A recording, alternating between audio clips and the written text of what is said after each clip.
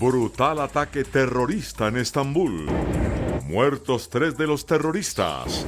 36 muertos, 147 heridos. Delegación colombiana de gimnasia, encabezada por el campeón del mundo, Yosimar Calvo, salió ilesa en el atentado ocurrido hoy en Estambul. Carlos Antonio Lozada, miembro del secretariado de las FARC, dijo que están seguros que los colombianos refrendarán el acuerdo de paz y que así gane el no, esa guerrilla no estará de nuevo en la guerra. La Procuraduría General suspendió e inhabilitó por un término de 12 meses al exalcalde de Bogotá, Gustavo Petro, por presuntas irregularidades en la implementación del Plan de Ordenamiento Territorial. 3 funcionarios y 16 altos directivos vinculados con el cartel de los pañales fueron sancionados con más de 208.900 millones de pesos por la Superintendencia de Industria y Comercio. Gobierno Nacional anuncia el inicio de trámites legales para que un juez le permita bloquear o tumbar plataformas como Uber. De carnicero y panadero a zar de la aviación mundial.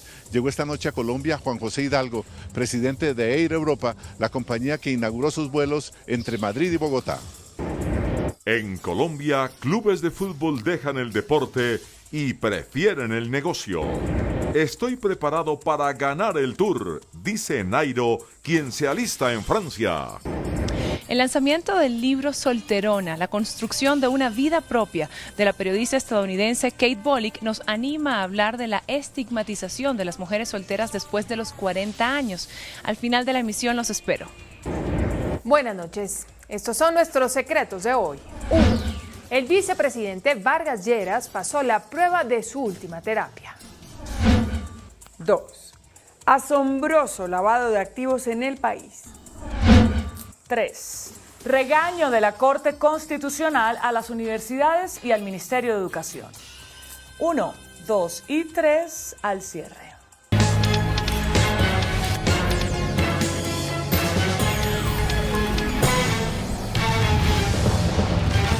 Buenas noches. El mundo entero está estremecido con el ataque terrorista perpetrado en las últimas horas en Turquía. 3 explosiones registradas en el aeropuerto de Estambul dejan 36 muertos y más de 140 heridos. Los 3 terroristas que perpetraron el ataque se inmolaron. Una de las cámaras de seguridad del aeropuerto Atatürk de la ciudad de Estambul muestra el momento exacto en el que uno de los terroristas activa los explosivos que llevaba en su cuerpo. Esta otra grabación muestra cuando otro de los atacantes cae al suelo tras ser herido por la policía y segundos después activa los explosivos adheridos a su cuerpo.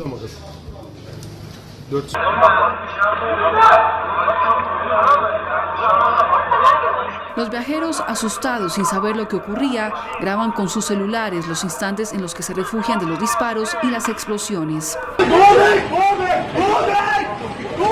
Este otro video muestra cómo la gente desesperada corre hacia los sitios que les indican las autoridades portuarias.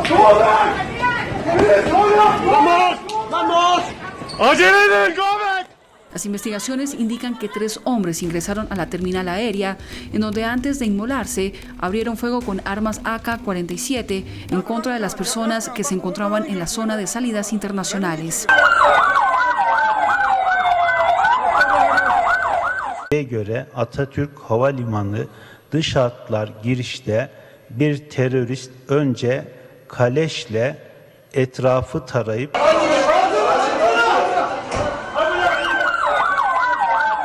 Lo ocurrido después solo lo explican las imágenes de pánico, caos y dolor de aquellos que presenciaron y sobrevivieron a estos múltiples atentados. Büyük bir patlama oldu.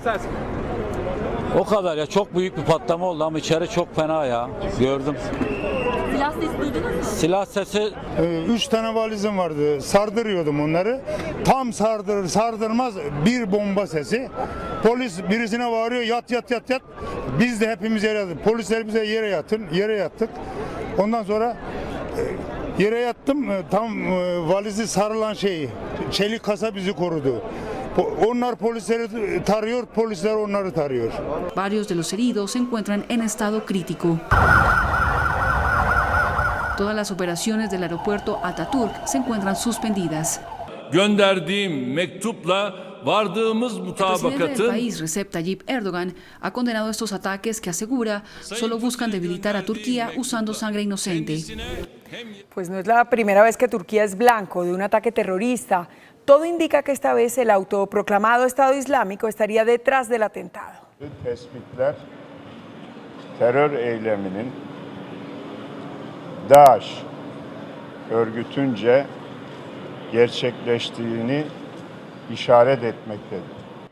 Fue así como el primer ministro confirmó lo que se temía. El gobierno culpa al autoproclamado Estado Islámico de estar detrás del atentado. Aparentemente uno de los atacantes llevaba un fusil Kalashnikov, como se aprecia en esta imagen. Esta sería una retaliación contra Turquía, que bombardea a los terroristas en Siria junto con la coalición internacional que lidera Estados Unidos. Además, Turquía es un país de gran presencia musulmana en donde el laicismo busca abrirse paso. De hecho, la comunidad LGBTI es una de las que más presiona para tener peso en la sociedad. Esta occidentalización de Turquía sería otra de las razones que llevaría el Estado Islámico a atacar al país. Los radicales consideran infieles a todo aquel que no siga su corriente religiosa. El otro elemento que indica que el también conocido como Daesh sería el responsable del atentado es que mañana miércoles se cumplen 2 años desde que este grupo declaró su pseudo-califato. Fue entonces cuando el Estado Islámico estableció su capital de facto en la ciudad de Raqqa, en Siria, y decidió internacionalizar su lucha. Turquía, entre Europa y Asia, es un país que desde hace décadas busca ser miembro de la Unión Europea, organización que ha sido víctima de varios atentados por parte del Estado Islámico. Este particular ataque llega además un día después de que Turquía restableciera sus relaciones con Israel. Este Estado, la potencia judía, es visto como uno de los principales enemigos del Estado Islámico. El otro grupo que podría estar detrás del ataque es el Partido de los Trabajadores del Kurdistán, el PKK. Es una organización ilegal que defiende un Estado turco, y grupos afines a ella recientemente se vieron vinculados con 2 ataques en Ankara. En los últimos 7 atentados de este año en Turquía, 124 personas han muerto. Y esta noche se confirmó que está a salvo una delegación de gimnastas colombianos, entre ellos el medallista Yosimar Calvo, quien se encontraba en el aeropuerto de Estambul en el momento en que ocurrieron los atentados. Jennifer Gómez Moreno, hermana de Yosimar Calvo Moreno, confirmó a CMI que el campeón del mundo, por fortuna, no le pasó nada cuando hacía tránsito del aeropuerto de Estambul a Mersin, en Turquía. Solo sabemos que se comunicó con una persona que no sé quién es, a decirle por mensajes de texto que él se encontraba bien, que había salido casualmente pues antes de que sucediera lo que sucedió allá y que pues estaba viajando. Yosimar Calvo, quien recientemente logró la medalla de oro en barra fija en el Campeonato Mundial de Portugal, viajaba de Estambul a Nueva Zelanda, sede del próximo Campeonato Mundial, a competir. Esta mañana a las 6 de la mañana fue la última vez que hablamos con él. Antes de salir, ¿no? Que estaba bien y que ya se iban a montar en el avión y que estaba todo bien. Yosimar Calvo iba en compañía de su entrenador Jairo Ruiz Casas. Colombia, a través de la Cancillería, condenó los atentados terroristas ocurridos en el Aeropuerto Internacional Atatürk de la ciudad de Estambul. A través de un comunicado y su cuenta en Twitter, el Ministerio de Relaciones Exteriores catalogó estos actos como demenciales y aseguró que hasta esta noche no había registro de colombianos heridos o fallecidos. Cancillería informó que el Consulado de Colombia en Ankara continúa monitoreando y atendiendo las solicitudes de asistencias que se encuentran en curso de connacionales en Turquía.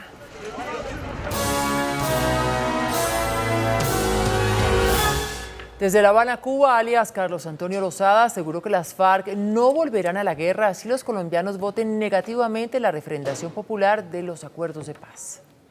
Lozada, miembro del secretariado de las FARC y negociador de la guerrilla en Cuba, habló con la agencia de prensa Alternativa e hizo un llamado a los colombianos a refrendar los acuerdos que se firmarán en las próximas semanas o meses. Estamos seguros que vamos a conformar un bloque de fuerzas mayoritarias en función de la paz y que terminará reinando la paz y la tranquilidad en nuestro país. El jefe guerrillero dijo que después del acuerdo del fin del conflicto anunciado el 23 de junio, viene una etapa de cambios en el Estado. Para que se adecúen a los nuevos tiempos de paz y no a lo que existe hoy en día en nuestro país, que hay una institucionalidad pensada y construida para la guerra. Según Lozada, las bases guerrilleras están convencidas de los beneficios de dejar las armas y la separación de la violencia y la política.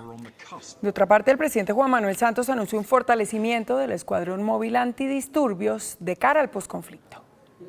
En la ceremonia de ascenso del general Jorge Hernando Nieto, director de la Policía Nacional, el jefe de Estado agradeció a los miembros del SMAT por su trabajo de mantener el orden público en el territorio. Dijo que muchas veces es ingrato. Y ahora que vamos a ver, porque eso es parte natural de este proceso, más movilizaciones y protestas sociales, porque ya no va a ser en las selvas a punta de bala, sino por las vías democráticas, como se solucionen las diferencias de nuestra sociedad.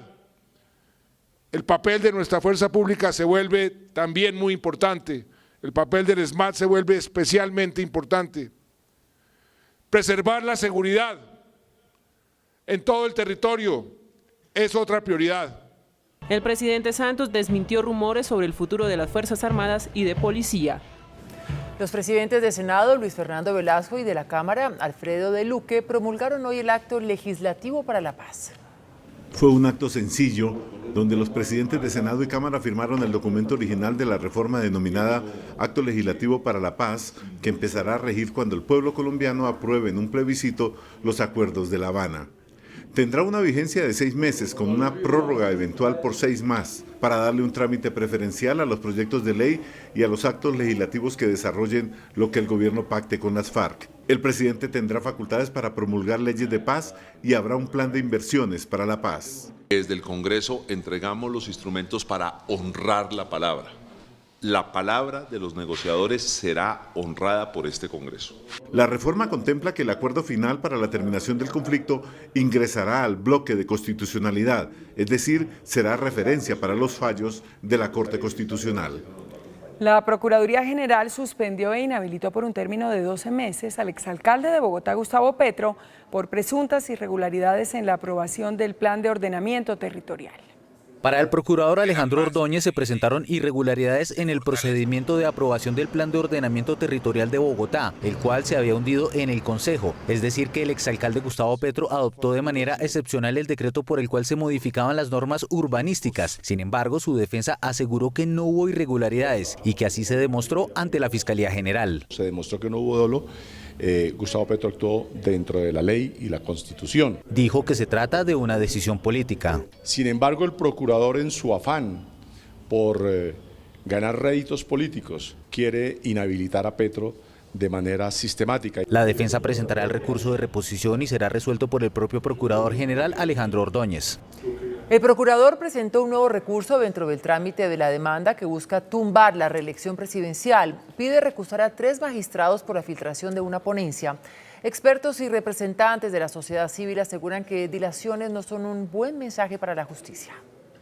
El procurador recusó a los magistrados Alberto Yepes, Estela Conto y Danilo Rojas, a quienes la Comisión de Acusaciones abrió investigación por supuesta filtración de la ponencia. En absoluto puedo pensar que la filtración o conocimiento de una providencia antes del debate pueda constituir causal para recusar a un funcionario. Con este son más de 33 recursos resueltos dentro del caso del procurador, entre los que hay 17 impedimentos, 4 recusaciones en contra de 12 magistrados, 4 solicitudes de rotación, un desistimiento y 6 recursos de nulidad del proceso. El procurador, como cualquier ciudadano, tiene derecho al debido proceso y a todas las acciones y recursos que le da la ley, pero también tiene que evitar las prácticas dilatorias porque él le debe dar ejemplo al país. El proceso contra la reelección del procurador lleva más de 3 años.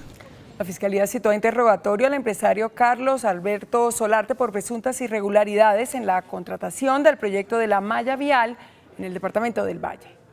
El ingeniero y contratista Carlos Alberto Solarte debe explicar los presuntos sobrecostos que se habrían dado en el proyecto de la malla vial del Valle del Cauca y cuya concesión fue ampliada a 50 años. Según la Fiscalía, se permitió que el grupo aplicara una fórmula supuestamente ilegal para pagarle al concesionario, además de otras irregularidades señaladas por el denunciante y que habrían sumado cerca de 7 billones de pesos. Radica en la compra de predios en el tramo de Lobo Guerrero a Mulaló, y también las irregularidades con relación a a la forma de hacer la obra, es decir, no han tenido las formas técnicas de seguridad para hacer las obras. Una vez el contratista sea escuchado en interrogatorio, la Fiscalía decidirá si lo llama a imputación de cargos o si le archiva la investigación. La Contraloría General investiga un detrimento patrimonial superior a los 9.000 millones de pesos en la construcción de 2 escenarios deportivos en Quibdó. La auditoría de la Contraloría permitió el hallazgo por 9.542 millones de pesos para la construcción de escenarios deportivos en la ciudad de Quibdó. Según el informe, se hizo la compra de 2 lotes por valor de 3.400 millones de pesos y por los diseños respectivos se adelantaron contratos por valor de 6.542 millones de pesos. Sin embargo, se advierte que los terrenos no eran aptos y que además no cuentan con disponibilidad de servicios públicos y que nunca se ejecutó ninguna obra. Señala el organismo de control que solo quedaron en el papel el estadio de atletismo, el complejo de piscinas, el Coliseo Menor, el Coliseo Multideportivo, el Coliseo Mayor, el Estadio de Fútbol y la Unidad Administrativa y Centro Biomédica. La Corte Constitucional estudiará una demanda que pide tumbar los cobros por la expedición de la libreta militar. La ponencia del magistrado Luis Ernesto Vargas pide acabar con el mecanismo. La Corte estudiará la ponencia del magistrado Luis Ernesto Vargas que pide eliminar los cobros por la expedición de la libreta militar. La demanda fue interpuesta por el ciudadano Carlos Felipe Rojas. Asegura que la fórmula prevista es de un valor elevado y atenta contra el mínimo vital. 60% de los ingresos recibidos mensualmente más el 1% del patrimonio líquido familiar. El demandante también cuestiona que se haga un cobro a un joven sobre el patrimonio del cual no es titular y no tiene disposición plena. El Gobierno Nacional solicitará una orden judicial para bloquear la plataforma Uber. Así lo anunció la directora de Tránsito y Transporte, Aida Lucio Ospina. Mediante una orden judicial, el Gobierno Nacional pedirá bloquear o tumbar la plataforma Uber, según anunció el Ministerio de Transporte. Estamos hablando de iniciar las acciones correspondientes desde lo penal o lo civil o lo comercial para efectos de que sea una autoridad judicial la que ordene esa medida. La autoridad recalcó que Uber es una plataforma que fomenta la ilegalidad. De buscar que haya un pronunciamiento de una autoridad judicial y se busque con ello impedir que las plataformas sigan siendo facilitadoras de un servicio que se presta sin el cumplimiento de la ley. Sin embargo, la empresa aseguró que sigue prestando su servicio de plataforma tecnológica que ya ha sido regulada en 90 ciudades, en Estados Unidos, México, Brasil, Canadá, India, Australia y Filipinas. Pese a eso, con banderas, pancartas y pitos, los taxistas volvieron a protestar contra la plataforma. Que realmente el gobierno haga cumplir lo que está estipulado en los decretos, porque Uber ya fue declarado ilegal. Lanzó de forma alevosa otro producto que también es ilegal, que se llama Uberpool. Desde el año 2013, cuando empezó a operar Uber en Colombia, se han presentado 12 paros de taxistas en Bogotá. No hay solución para nada, la verdad. Y nosotros estamos preocupados porque hay muchas familias que aguantamos hambre. Las protestas de taxistas también se presentaron en Medellín, Cali y Barranquilla. Farmacielo será la primera empresa que producirá derivados de la marihuana con fines medicinales en Colombia. El Ministerio de Salud le dio la licencia de producción. Farmacielo es una empresa colombo-canadiense que llegó a Colombia con la idea de entrar al mercado de la marihuana medicinal. Cultivo de plantas de cannabis para después, mediante un proceso de extracción utilizando CO2, se extrae el aceite esencial, se conserva en frío y después se mezcla en función de las necesidades de la industria farmacéutica. Con la licencia que les acaba de otorgar el Ministerio de Salud, podrán producir derivados de marihuana en Río Negro, Antioquia. Lo primero se otorga la licencia de fabricación y producción, entonces sí se puede proceder a otorgar la licencia del cultivo. Tenemos una finca en Río Negro donde se va a concentrar toda la parte de fuente semillera, toda la parte genética relativa al cultivo y la parte de extracción y de secado y de extracción y almacenamiento de aceites. Farmacielo sembrará marihuana en 3 hectáreas, pero no venderá al consumidor final el producto, sino a las farmacéuticas que utilizan el extracto de cannabis para hacer otros medicamentos.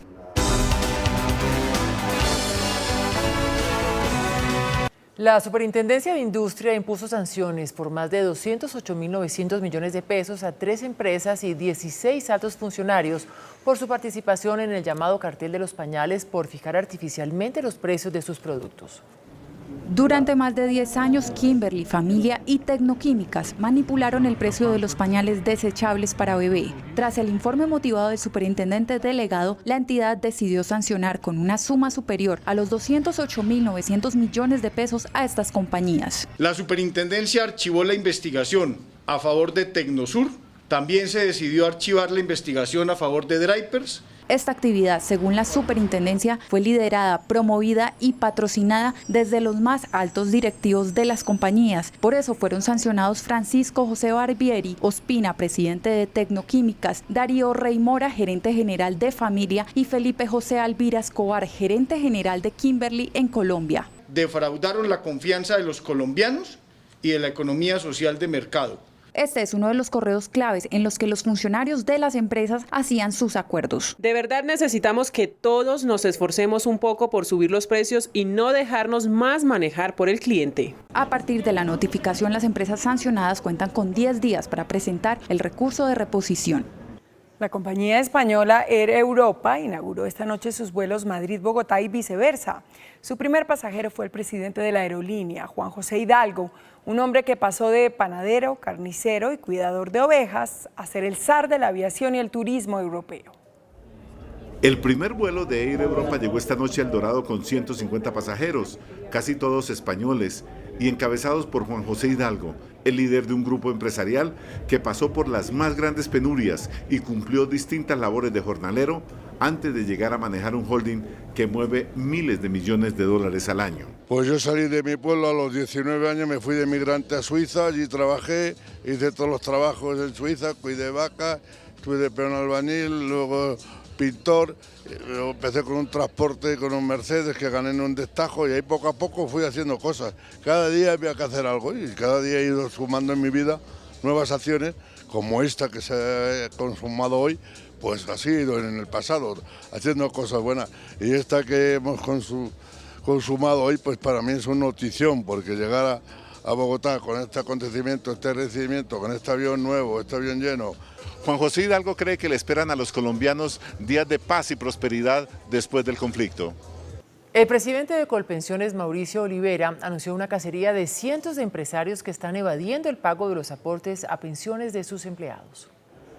Los empleadores del país tienen la obligación de realizar los pagos a pensiones de sus trabajadores, pero 11.745 empresas no han aportado al ahorro pensional de su personal. Es una deuda real, pero digamos es necesario depurarla. Con la información que tenemos ahora estamos hablando de 115.000 millones de pesos. La idea es que con cobro coactivo los empresarios deudores se pongan al día. Cualquier aporte que dejen de pagar es la historia laboral de un trabajador, es decir, es un trabajador que no va a obtener una pensión. Por eso Colpensiones, además cumpliendo sus funciones legales, está haciendo el cobro persuasivo y el cobro coactivo, y lo que queremos es invitar a todas las empresas a pagar los aportes que no pagaron.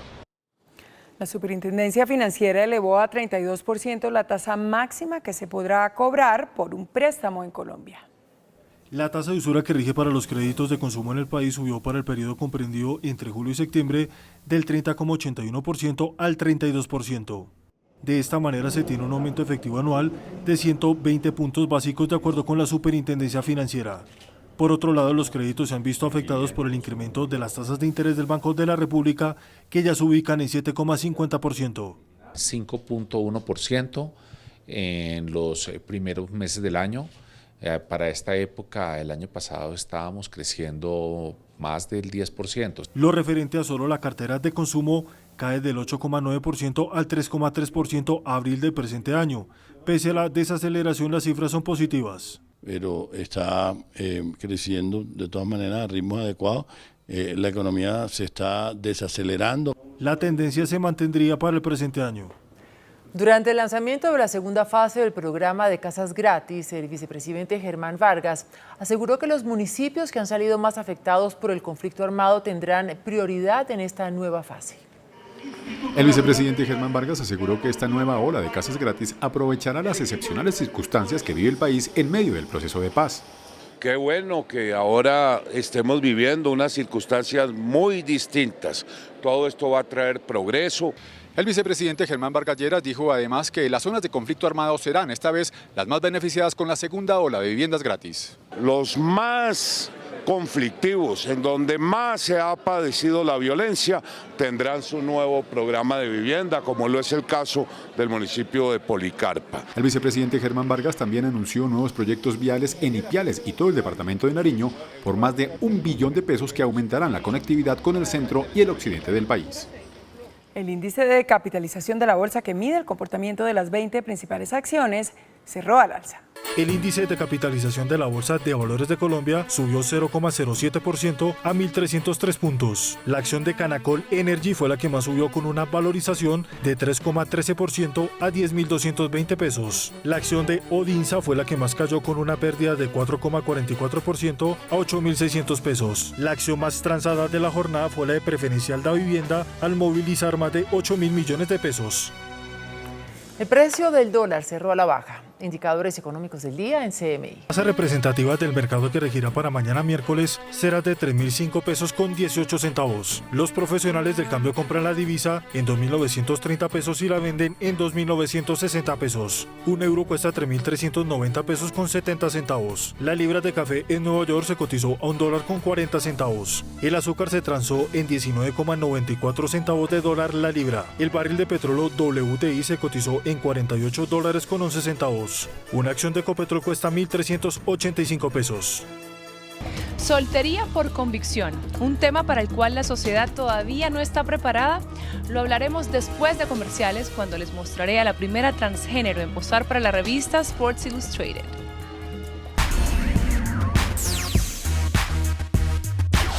Hola, buenas noches, los saludo desde Kong en la zona G y hoy hablaremos de la soltería por elección. ¿Por qué será que en nuestra sociedad un hombre soltero es considerado glamuroso y no así una mujer soltera? Este debate se enciende por la publicación del libro de la periodista estadounidense Kate Bollick, que reivindica la decisión de la soltería femenina. Gerald Butler, Bradley Cooper o en la ficción James Bond son ejemplos de hombres solteros a quienes la madurez solo los hace más interesantes. Pero, ¿qué pasa con las mujeres?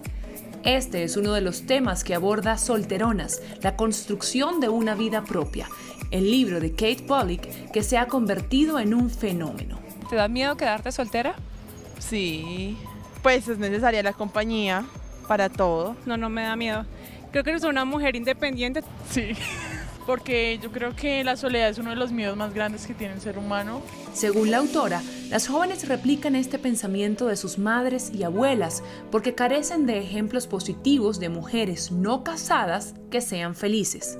El de solterona es un estereotipo que va en contravía con la verdadera razón de muchas para no casarse. Llegué a la conclusión de aquello del tema del desapego para poder ser feliz en la vida y para yo poder realmente pues tener la vida que yo quería. Y al pasar de los años empieza uno a ver los resultados de esas amigas que sí se casaron cuando tenían 30 años y están divorciadas la mayoría. No casarse y no tener hijos, decisiones controvertidas para una sociedad como la nuestra. Mi madre sobre todo me lo restriega todos los días de la vida y peleo con ella mucho al respecto. Pero pues la verdad es la decisión de vida que tomé. Neosolteros es el término de nuestros tiempos para referirse a las personas que son abanderadas de la soltería como un estado ideal, sin implicar que no tengan relaciones sentimentales, solo que sin matrimonio de por medio.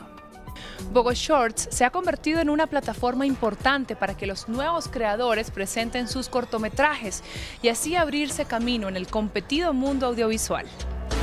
Más de 3.000 videos que en menos de 35 minutos narran una historia y que muchos de ellos son elaborados con celulares o cámaras caseras son inscritos cada año en el movimiento Bogo Shorts, festival que visibiliza y premia tanto a principiantes como profesionales. Bogo Shorts es una ventana muy importante para los jóvenes colombianos porque les permite darse a conocer, dar a conocer su trabajo, mostrarlo ante el público, que es lo importante, hacerlo ver o escuchar la opinión de la gente. La brecha tecnológica se ha roto y ha cambiado, y eso ha hecho que la gente, si tiene un celular, pueda hacer un buen corto. Las ideas son el punto de partida vital. A través del conocimiento de la danza folclórica de un país se puede saber un poco de su historia, y si no, que lo diga mi compañera Estefanía Lozada. El Kathak es una de las danzas clásicas del norte de la India. un baile que narra historias mitológicas y que ha estado arraigado a la cultura del país desde la creación de los templos hindúes. This dance form is actually very different from the other dance forms because it has a Persian influence in it, though it started with the temple, so it's a mix of the Muslim and the Hindu culture.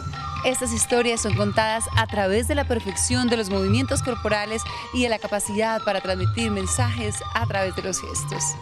Krishna used to tease Radha, like he would just come and hold her hand, so she would say, "Don't hold my hand, don't do that," you know? So that's how different stories are narrated. El Kathak se caracteriza por su uso del ritmo, marcado por los pies y acentuado por unos cascabeles atados alrededor de los tobillos, por los giros de todo el cuerpo y por los gestos de las manos. Para conmemorar el Día del Orgullo Gay, hoy una de las máximas representantes de esta comunidad, Caitlyn Jenner, se convierte en la primera transexual en posar para la revista Sports Illustrated. Esta portada hizo célebre a Bruce Jenner hace 40 años, cuando se convirtió en campeón de decatlón en los Juegos Olímpicos celebrados en Montreal, Canadá. Y ahora, luciendo el mismo reconocimiento, pero esta vez como mujer y llamada Caitlyn, aparece nuevamente la carátula de la revista Sport Illustrated. La publicación dedicada al deporte enaltece con esta imagen la igualdad de género y corona a Jenner como la primera transexual en posar para sus páginas. En el artículo que acompaña a la imagen, la ahora estrella de televisión habla de su proceso de transformación, de la sensación de sentirse mujer en aquella competencia en 1976, la cual le valió el reconocimiento mundial de cómo no aceptaba su cuerpo masculino. Hoy me despido desde Kong, en la zona G, en el norte de Bogotá. Que tengan una muy feliz noche. Nos vemos mañana. Chao. Después de la pausa, nuestros secretos de hoy. 1. El vicepresidente Vargas Lleras pasó la prueba de su última terapia. 2. Asombroso lavado de activos en el país. 3. Regaño de la Corte Constitucional a las universidades y al Ministerio de Educación. 1, 2 y 3 después de comerciales.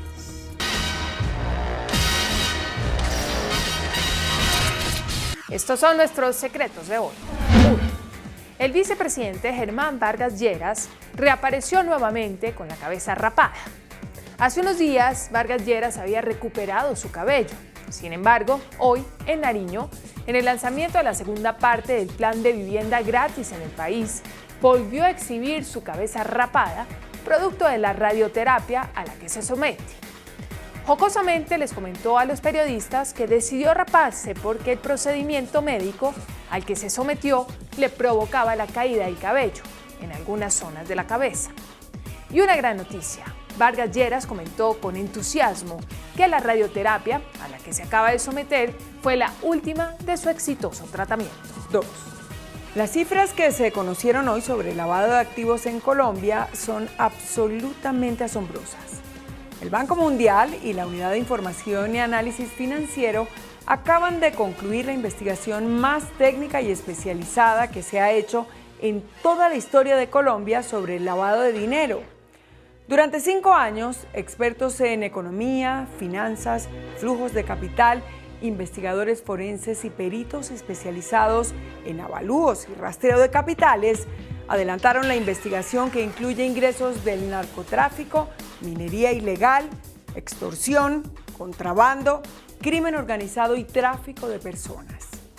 El estudio, que se denomina Modelo de Medición para el Lavado de Activos, concluye que en el año 2014 el lavado de dinero alcanzó 10 billones de pesos y en el año 2015 subió a 11 billones. Esa sería la cifra que se necesita para la construcción de la primera línea del metro. 3. La Corte Constitucional regaña a las universidades públicas y al Ministerio de Educación por cuenta de la reliquidación de matrículas para estudiantes de bajos recursos. Resulta que un estudiante de Ingeniería Ambiental de la Universidad del Cauca, que comenzó pagando 1.400.000 pesos de matrícula, tenía un destacado rendimiento académico, por lo que la universidad le concedió media beca. Sin embargo, las condiciones económicas de su familia cambiaron y se quedó sin con qué pagar su estudio. En su afán por continuar, pidió a la universidad la reliquidación de su matrícula, petición que fue rechazada. Para la Corte resultó inadmisible que la universidad se haya negado a revisar su matrícula. Dice la Corte que esta decisión contribuye a crear una situación insostenible que propicia la deserción estudiantil y que afecta el mínimo vital, el principio de solidaridad social y el derecho a la dignidad humana. De otro lado, la Corte cuestiona la respuesta del Ministerio de Educación cuando dijo que la fijación de estos valores es discrecional de las universidades.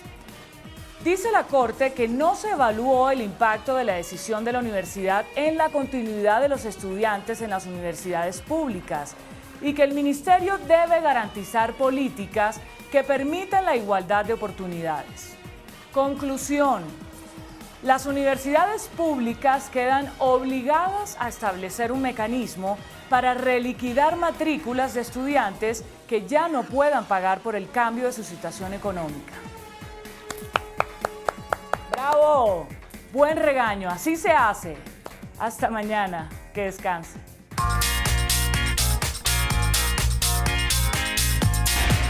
Después de la entrevista en Pregunta Yamid con Jaime Bernal Cuellar, ex procurador general, catedrático y penalista, ¿cree usted que la justicia en Colombia está en crisis? Sí, 92%. No, 8%.